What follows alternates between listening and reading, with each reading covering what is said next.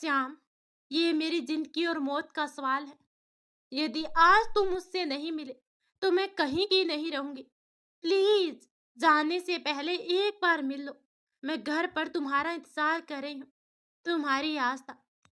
कागज का टुकड़ा दरबान को देकर श्याम को ही देने का निवेदन करके आस्था मायूस होकर अपने घर जाने के लिए मुड़ी और थकी हारी सी आस्था घर पहुंची। उसकी हालत देख ऐसा प्रतीत हो रहा था जैसे जिंदगी की जंग हार कर आई हो। कमरे में घुसते ही वह रो पड़ी। रह रह कर उसकी आंखों के समक्ष श्याम के साथ उस विवाहित लड़की की खिलखिलाकर हंसती हुई तस्वीर प्रकट हो जाती। तो कभी दरबान की कही बात, साहब और मेम साहब, कभी साहब आज बहुत व्यस्त है इसलिए मिल नहीं पाएंगे, जैसे वाक्य कानों में गूंज रहे थे। अचानक दरवाजे पर दस्तक हुई। आस्था खुशी से उछल पड़ी, लेकिन सामने पुष्पा भाभी खड़ी थी।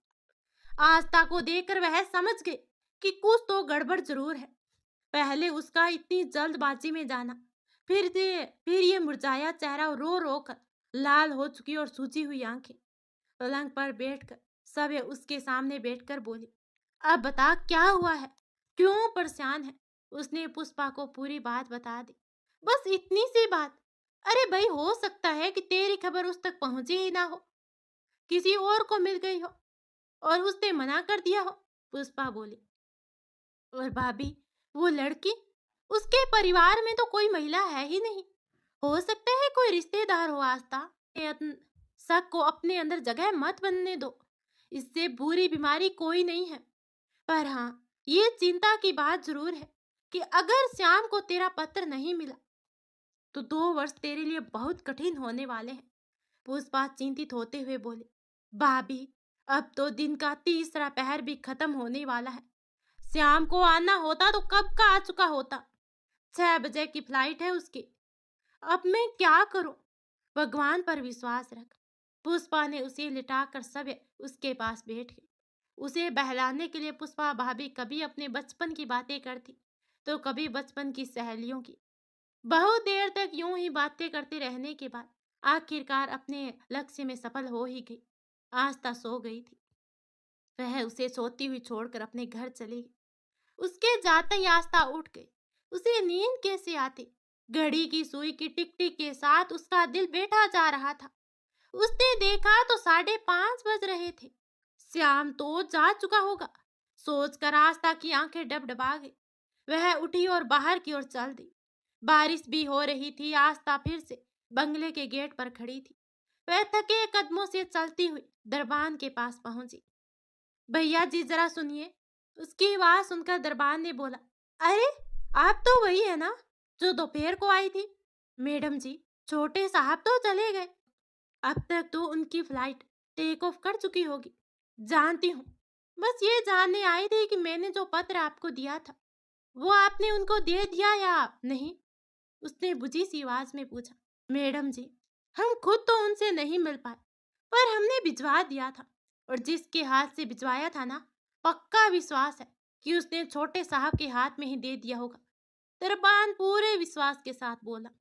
उसका आत्मविश्वास देख आस्था को भी उसके विश्वास पर विश्वास हो गया। वह बोले, अच्छा, एक और बात। वो जो दोपहर को गाड़ी में श्याम के साथ एक लड़की, मेरा मतलब है कि आपकी मेम साहब, वो कौन थी। वो वो इस घर की बहू है। किंतु आस्था ने जो ही सुना कि वह इस घर की बहू है, वह भाव शून्य हो गई। जैसे पहले से ही उसे इसी जवाब की उम्मीद थी। वह एक पल गवाए बिना ही मुड़ी और घर की ओर चल पड़ी। उसे अब पूर्ण विश्वास हो गया था कि वह लड़की श्याम की ही पत्नी है। पर श्याम ने कभी बताया नहीं कि उसकी शादी हो चुकी है। उसने ऐसा क्यों किया।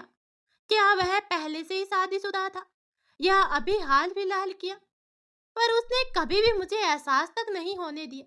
हे भगवान, क्या करूं मैं। अगर किसी से कहती हूँ तो मेरा ही मजाक बनेगा कि मुझे इतनी जल्दी थी कि बिना जांचे परखे ही शादी कर ली और अब अकेली हूँ। किस किस को जवाब दूंगी। 2 साल के बाद श्याम आएगा, इसकी क्या गारंटी है। और आया भी तो उसकी पत्नी है जिससे उसने अपने घर वालों की सहमति से विवाह किया है। वह समझ नहीं पा रही थी उसे अब श्याम का इंतजार करना चाहिए या नहीं। नहीं, चाहे मुझे यहाँ से जाना ही क्यों ना पड़े। अब तुम मुझे और बेवकूफ नहीं बना पाओगे। अपने आप से बड़बड़ाती हुई वह सिसक पड़ी। तभी किसी ने दरवाजा खटखटाया। आस्था की तंद्रा भंग हो गई। उसने दीवार की घड़ी पर नजर डाली तो 5 बजने वाले थे। अतीत की गलियों में भटकते भटकते उसे लगभग 1.5 घंटा होने वाला था। कृति भी आने वाली होगी और श्याम भी। सोचते हुए वह दरवाजे की ओर बढ़ गई। श्याम के दिल की धड़कनें तेज हो रही थी। जब से उसने आस्था को देखा, उसकी बेचैनी बढ़ती जा रही थी।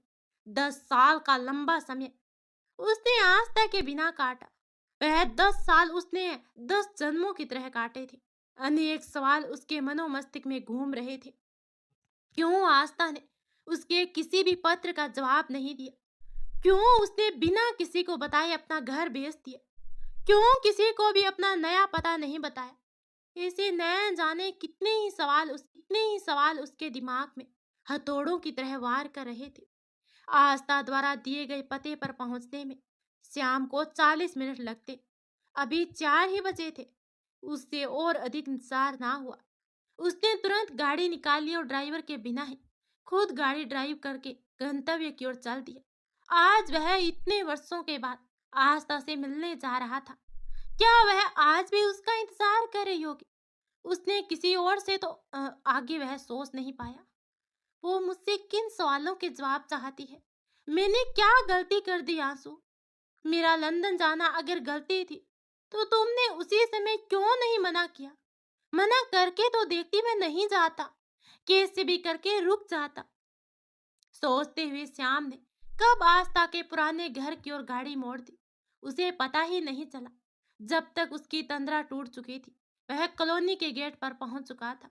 गाड़ी रोककर उसने आस्था के पुराने आशियाने पर एक नजर डाली। वह घर तो क्या, पूरी कॉलोनी आस्था के बगैर उदास लग रही थी। वह यहाँ हफ्ते में एक बार अवश्य आता है। उसे ऐसा लगता है मानो उसकी बातें यह घर भी आस्था का इंतजार कर रहा है।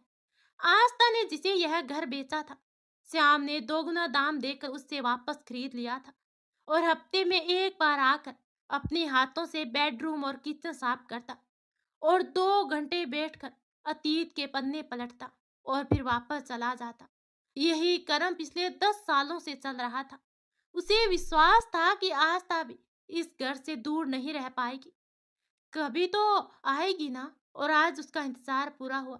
अचानक श्याम को याद आया कि वह आस्था के द्वारा दिए गए पते से विपरीत दिशा में है। अब उसका 5 बजे तक पहुंचना नामुमकिन था। उसने तेजी से गाड़ी मोड़ी और अपने लक्ष्य के मार्ग पर दौड़ा दी। लगभग आधे से अधिक दूरी पार करते ही उसने अचानक ब्रेक लगाया। सामने सड़क के बीचों बीच एक 8-9 वर्ष की लड़की लहूलुहान पड़ी थी। पास ही में 2 अन्य बच्चियां बैठकर रो रही थी तथा मदद के लिए इधर उधर देख रही थी। फिर कुछ दूर पर साइकिल पड़ी हुई थी। श्याम जल्दी से गाड़ी से उतरा। उसे देखते ही उनमें से एक लड़की गिड़गिड़ाई, uncle, uncle please help us. हमारी फ्रेंड को एक गाड़ी वाले ने मार दिया, प्लीज इसे हॉस्पिटल। उसकी बात पूरी होने से पहले ही श्याम ने घायल लड़की को उठाया और गाड़ी की ओर भागा। चलो जल्दी से गाड़ी में बैठो। श्याम ने गाड़ी को तेज गति से दौड़ा दिया। अस्पताल में पहुंचकर श्याम की गाड़ी रोकते ही स्ट्रेचर लेकर पहले से ही खड़े 2 वार्ड बॉय ने तुरंत उस घायल लड़की को स्ट्रेचर पर डाला और अंदर ले गए। श्याम ने रास्ते में ही फोन कर दिया था, इसलिए यहाँ पूरी तैयारी पहले से ही थी। रिसेप्शन पर आकर उसने फॉर्म आदि की औपचारिकता पूर्ण की। साथ आई दोनों बच्चियां अब भी रो रही थी। श्याम ने उन्हें समझाया और उनकी सहेली को कुछ नहीं होगा। उसने उन्हें अपना मोबाइल देकर घायल के घर पर फोन करने को कहा। 5:45 बज चुके थे। आस्था बैठक में बेचैनी से चहलकदमी कर रही थी। जैसा कि उसको पहले से भी अंदेशा था कि श्याम शायद नहीं आएगा। वही हुआ, वह नहीं आया। एक अवसर मिला था उससे अपने सवालों के जवाब पाने का, वह भी चला गया। लेकिन कृति अभी तक।